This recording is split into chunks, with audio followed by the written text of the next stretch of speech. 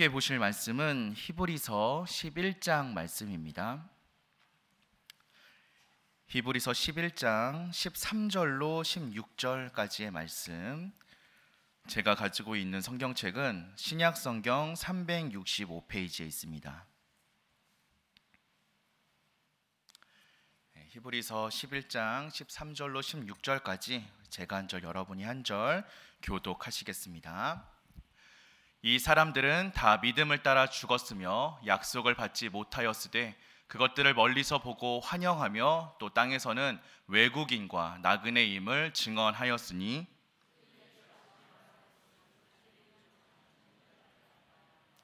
그들이 나온 바 본향을 생각하였더라면 돌아갈 기회가 있었으려니와 이들이 이제는 더 나은 본향을 사모하니 곧 하늘에 있는 것이라.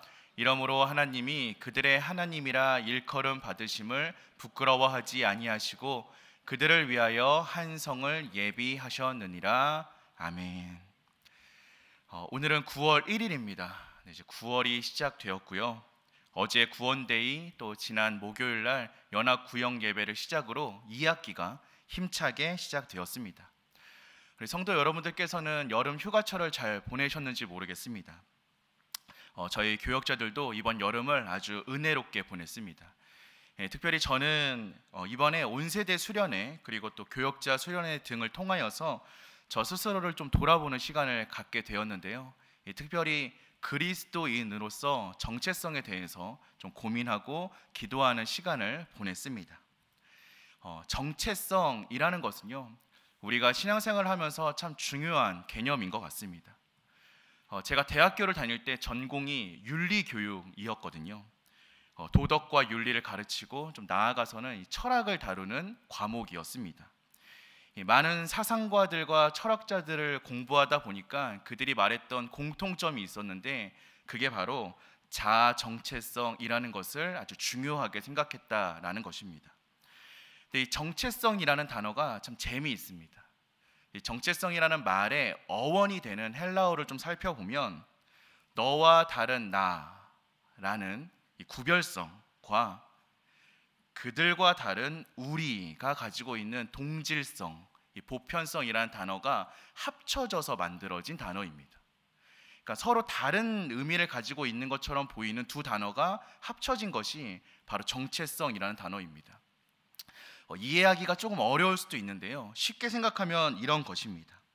여기 앉아 계신 모든 분들은 각자가 다른 구별성을 가지고 계시죠.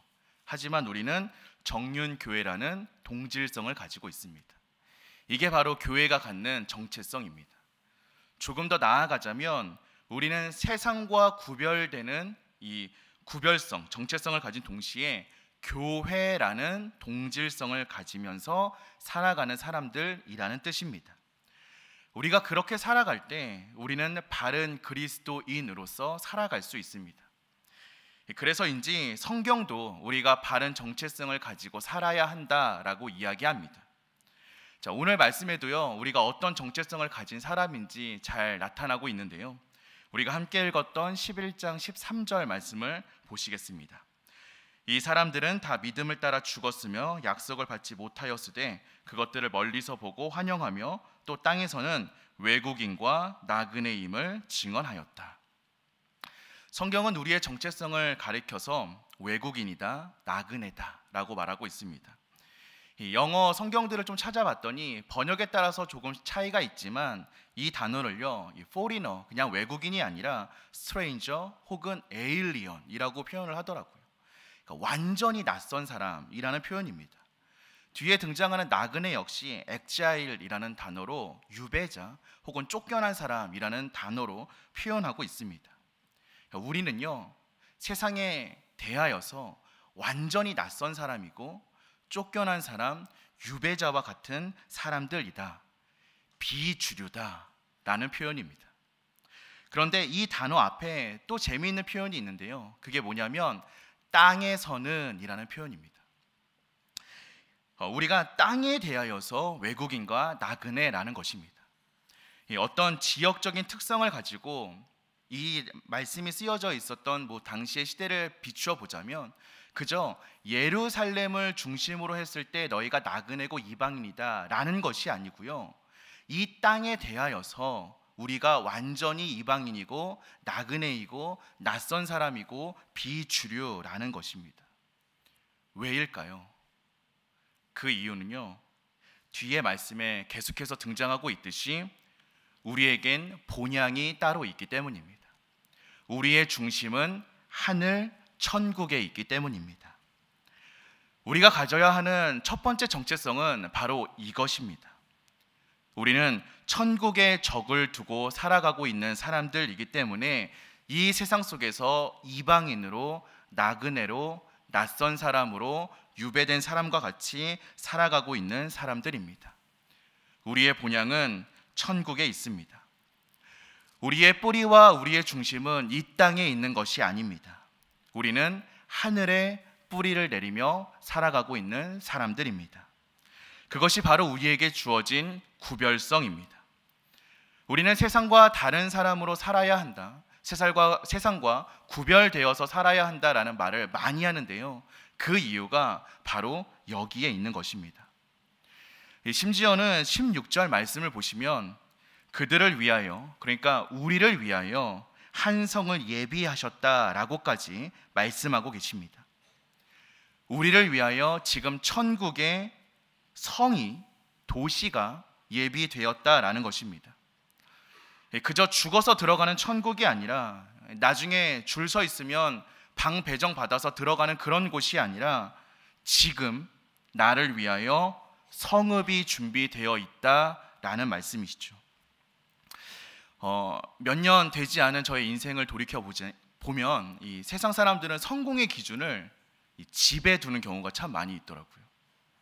사는 집이 어디냐, 또 집이 어디냐, 어디에 있냐, 뭐 브랜드가 뭐냐, 뭐 이런 얘기들을 많이 하죠. 그런 세상 속에서 우리는 뭐라고 말하면서 살아가야 하는 존재냐면요, 나는 성이 있는 사람이야. 너 집이 뭐야? 뭐 집 있어? 자가 있어? 너 어디 살아? 나는 도시가 있는 사람이야. 우리는 이렇게 말하면서 살아갈 수 있는 사람들이라는 것입니다. 기죽을 필요가 없다는 것이죠. 정말 당당하게 살아갈 수 있어야 합니다. 심지어는 어떤 목사님께서요, 이 구절을 해석하시면서 이 도시, 이 성읍이 과거의 폴리스, 그러니까 도시국가였다라는 말씀까지 하시더라고요. 그렇다면요, 우리는 도시나 성읍 정도가 아니라 나라를 가지고 있는 사람들인 것입니다. 내 앞으로 나라가 있는 사람인 거예요. 그저 죽어서 받는 보상이 아니라 지금 이 세상을 살아가고 있는 나에게 하나님께서 나라를, 도시를, 성읍을 예비하고 계시다라는 말씀을 붙잡고 살아간다면 우리가 어떻게 당당하지 않을 수 있겠습니까? 세상에서 우리가 나그네로 살아갈 수 있는 이유는요, 이방인으로 살아갈 수 있는 이유는요, 그럼에도 불구하고 우리가 절대로 기죽지 않고 당당하게 살아갈 수 있는 이유는요, 바로 이 말씀에 약속이 있기 때문입니다. 하나님께서는 지금도 우리에게 약속하고 계십니다. 비록 우리가 땅을 버타여서 변두리 인생과 같은 삶을 살아가고 있다 할지라도 하늘에 뿌리를 박은 우리의 정체성을 붙잡고 저 본향을 향한 소망함으로 우리는 살아갈 수 있는 사람들입니다. 왜죠? 하나님께서 우리에게 해주신 약속이 있기 때문입니다. 그러니 우리는 이 땅을 향한 욕망이 아니라 천국 본향을 향한 마음으로 살아갈 수 있으며 살아가야만 합니다. 그럼 이 땅을 살아가면서 우리는 무엇을 하며 살아가고 또 무엇을 바라보면서 살아야 하겠습니까? 오늘 말씀은요, 아브라함의 이야기를 통하여서 그 질문에 대한 해답을 보여주고 있습니다. 우리는 아브라함이라는 사람을 너무나 잘 알고 있습니다. 그의 인생이 어떠했는지도 잘 알고 있죠. 아브라함은 하나님의 말씀 하나를 믿고 자신이 살던 모든 터전을 옮겼던 사람이었습니다.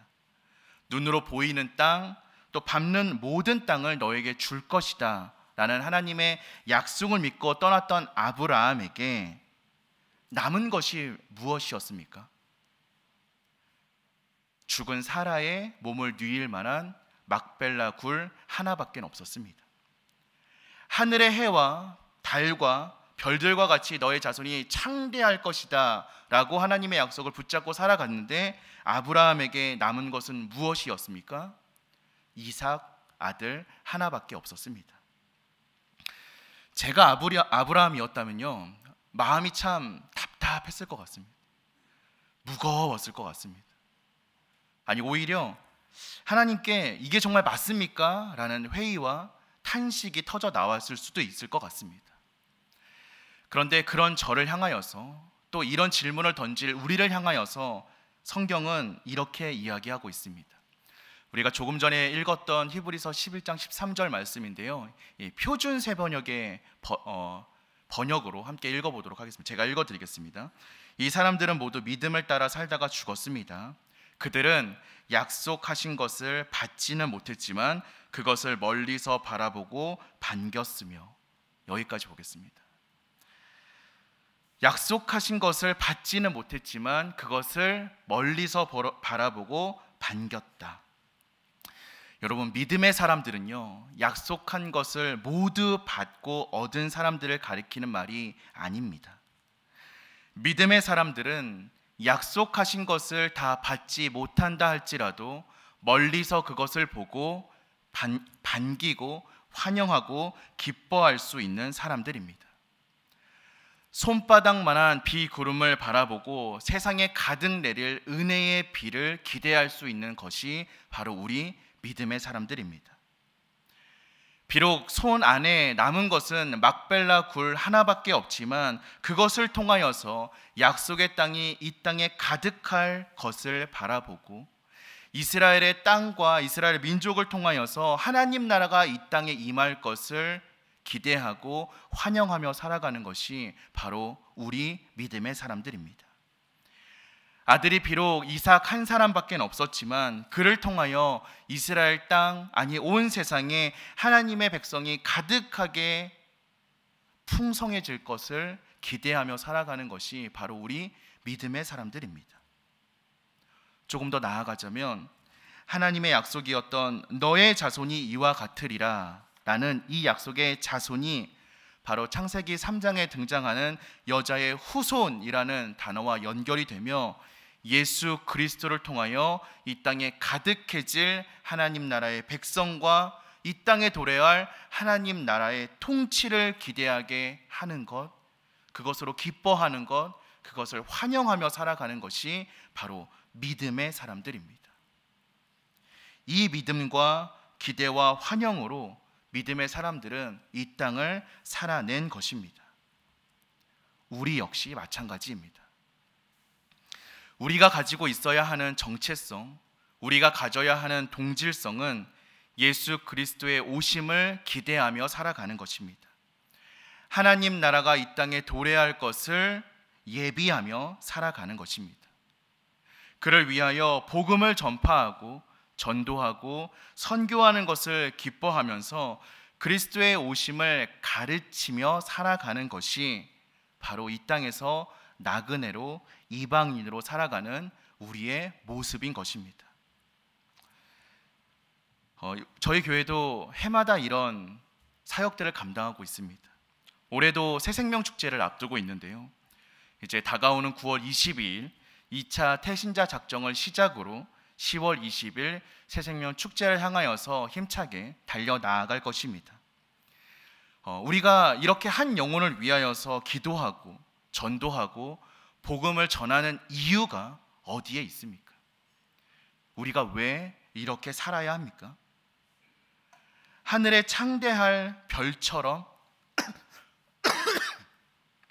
하늘의 별처럼 창대할 것을 믿음으로 어두움을 밝히는 빛으로 오실 그 예수 그리스도의 구원의 빛을 바라보는 마음으로 우리는 복음을 증거하고 전하면서 살아가는 사람들이기 때문입니다. 그게 우리의 정체성이기 때문입니다. 그게 우리가 가져야 하는 삶의 모습이기 때문입니다. 이러한 삶의 모습이 때로는 어리석어 보인다 할지라도, 남는 것 없는 것처럼 보인다 할지라도 우리는 그렇게 살아가는 사람들입니다. 조금 더 좋게 살아가면 세상 사람들처럼 좀 더 좋은 것을 추구하며 살아가는 것이 바람직하다라고 생각이 든다 할지라도, 또 때로는 이 땅에서의 삶이 마음대로 풀리지 않고 답답하고 막막하고 정말 어리석은 것처럼 느껴진다 할지라도 우리는 삶의 어떠함이 아니라 하나님의 뜻을 바라보며 살아가야 하는 사람들입니다. 그것이 우리의 정체성이기 때문입니다. 비록 나에게 지금 주어진 것이 막벨라 굴 하나밖에 없는 것처럼 느껴진다 할지라도, 나에게 허락된 것이 이삭 한 사람밖에 없는 것처럼 보인다 할지라도, 그 뒤에 숨겨진 하나님의 뜻을 바라보며 이 땅에 오실 여자의 후손을 기대하고 하나님 나라를 바라볼 수 있는 것이 믿음의 사람으로서 우리가 이 세상을 살아가는 삶의 모습인 것입니다. 그러니 사랑하는 우리 정윤의 모든 교우분들께서 이렇게 살기를 소망합니다. 그렇게 사는 것이 어려워도 우리는 그렇게 살아야 합니다. 아니, 우리는 그렇게 살아갈 수 있습니다. 오늘 말씀 가운데 16절 말씀은 우리에게 이렇게 고백하고 있습니다. 중반 말씀인데요.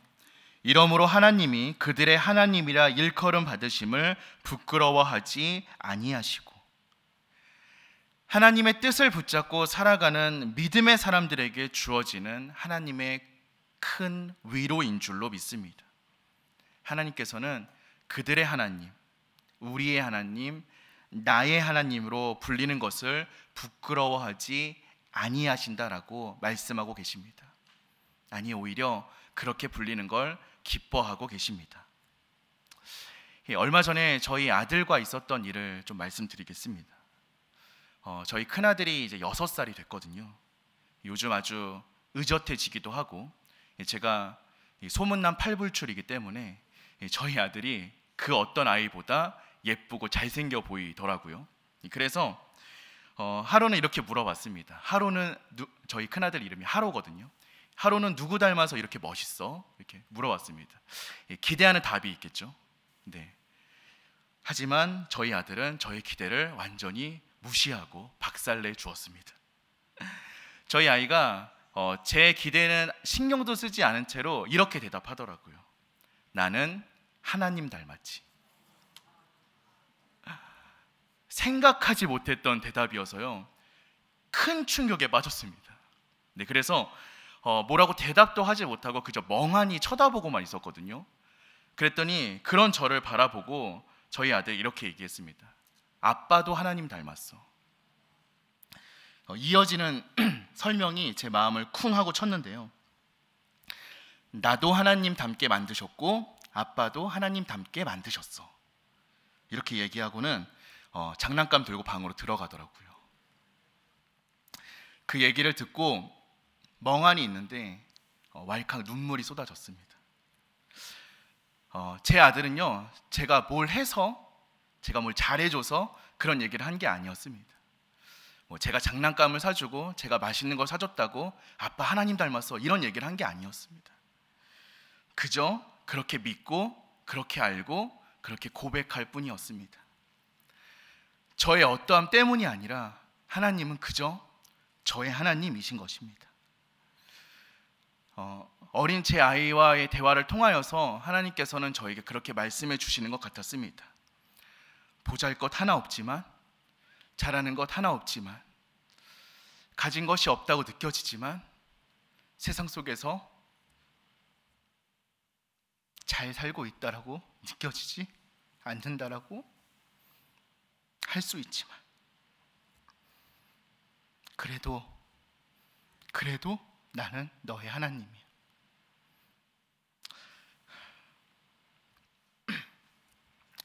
여전히 하나님은 나의 하나님이셨습니다. 그 마음이 들었을 때 세상에서 누릴 수 없는 위로와 감동이 밀려왔습니다. 그런데 더욱더 감사한 것은요, 그 하나님이 하루의 하나님이시라는 사실이었습니다. 제 아들의 하나님, 하루의 하나님, 하람이의 하나님, 유동진의 하나님, 또 기분이의 하나님, 우리 가정의 하나님. 사랑하는 성도 여러분, 지금 이 시간 한번 함께 되뇌어 보기를 소망합니다. 자신의 이름을 넣어서, 또 우리 가족들의 이름을 넣어서 한번 되뇌어 보시길 소망합니다. 나의 하나님, 유동진의 하나님. 그렇게 불리는 것을 부끄러워하지 않으시겠다 하나님께서 우리에게 약속하셨습니다. 이것이 얼마나 감사하고 감격스러운 위로가 아니겠습니까? 우리는 하나님에 대해서 참 많은 설명들을 하고 있습니다. 사랑의 하나님, 정의의 하나님, 공의의 하나님, 치료의 하나님, 여러 가지의 이름으로 하나님을 부르긴 합니다. 하지만 그 어떤 고백보다 더 큰 울림으로 다가오는 이름이 바로 나의 하나님이었습니다. 사랑하는 성도 여러분, 우리가 이 땅 가운데에서 그리스도인이라는 정체성을 지키면서 살아갈 수 있는 이유는 남들과 다르게 이 땅이 아니라 천국을 본향으로 두며 그 땅을 사모함으로 살아갈 수 있는 이유는요, 우리가 비록 이 땅에서 나그네와 같이 이방인과 같이 살아갈 수 있는 이유는, 비록 나에게 막벨라 굴 하나밖에 남겨져 있는 것처럼 느껴지지 않고 이삭 한 사람밖에 주어지지 않는 것처럼 여겨진다 할지라도, 그럼에도 불구하고 세상을 바라보지 않고 하나님을 기대하고 복음을 전하고 하나님의 나라를 전하고 교회라는 동질성을 지키면서 살아갈 수 있는 힘과 위로는 하나님이 나의 하나님이시기 때문입니다. 바로 나의 하나님, 유동진의 하나님으로 일컬음 받으심을 부끄러워하지 아니하시기 때문입니다. 사랑하는 성도 여러분, 오늘 그 하나님이 여러분의 하나님으로 다시 한번 경험되어지고 누려지는 시간이 되시기를 소망합니다. 말씀을 정리하겠습니다. 정체성의 심리학이라는 책이 있습니다. 이 책에서 건강한 정체성을 가지고 있는 사람들에게는 세 가지의 특징이 있다라고 이야기합니다. 먼저는 영혼의 엑스레이 사진을 가지고 있다라고 합니다. 내가 누구인지, 또 내가 어떤 사람인지를 정확하게 아는 것입니다. 두 번째로는 자신의 목적지가 정확하게 찍힌 내비게이션을 가지고 있다라고 합니다. 내가 가야 할 길을 정확하게 알고 있는 사람입니다. 마지막으로 삶에 대한 지침과 가치 판단에 분명한 기준을 가지고 있는 사람이라고 합니다. 우리에게 이 세 가지가 있다면 우리는 건강한 정체성을 가진 사람들입니다. 그렇다면 나는 어떠한 존재입니까? 여러분들은 어떠한 존재입니까? 저는 이 말씀을 준비하면서 저 스스로를 좀 돌아보았는데요. 저는 이런 존재였던 것 같습니다. 어찌할 수 없는 죄인이고 내세울 것이 아무것도 없지만 나의 하나님이라고 불리는 것을 부끄러워하지 않으시는 하나님을 붙잡는 존재이다. 하늘의 본향을 두고 이 땅에서 나그네처럼 살아간다 할지라도, 그래서 변두리와 같은 인생길을 걸어간다 할지라도 그 인생을 통해 하나님의 일하심과 역사를 기대하며 당당하게 또 힘있게 살아갈 수 있는 사람, 그게 바로 믿음을 가지며 살아가고 있는 그리스도인의 정체성이 아닐까 생각되어집니다. 우리는 이 땅을 나그네로 살아가고 있습니다. 하지만 우리는 세상의 나그네로 머물러 있는 사람들이 아닙니다. 우리의 뿌리는 천국 본향에 있습니다. 우리가 그렇게 살아갈 때 우리의 인생 속에서 참된 의미가 발견될 수 있습니다. 우리가 그렇게 살아갈 때 비로소 우리는 나의 하나님이 되시는 하나님을 만날 수 있습니다. 그 하나님을 붙잡고 살아갈 때 우리는 세상을 향하여서 너도 천국에 뿌리내는 나그네가 되어보지 않을래? 라고 손 내밀 수 있습니다. 복음을 전하고 그리스도를 알리며 살아가며 또 천국에 초대할 수 있는 사람으로 살아갈 수 있게 될 것입니다. 그렇게 살아가는 것이 이 땅의 소망이고 희망이기 때문입니다. 우리는 언젠가 이 땅의 삶을 모두 감당하고 하나님을 만나러 본향 땅에 들어가게 될 것입니다. 그때에 하나님께서 사랑하는 나의 아들아, 사랑하는 나의 딸아, 내가 너의 하나님이라 일컬음 받은 것을 부끄러워하지 아니하였다 라는 위로를 받을 수 있는 저와 여러분 되시기를 주님의 이름으로 축원드립니다. 함께 기도하겠습니다.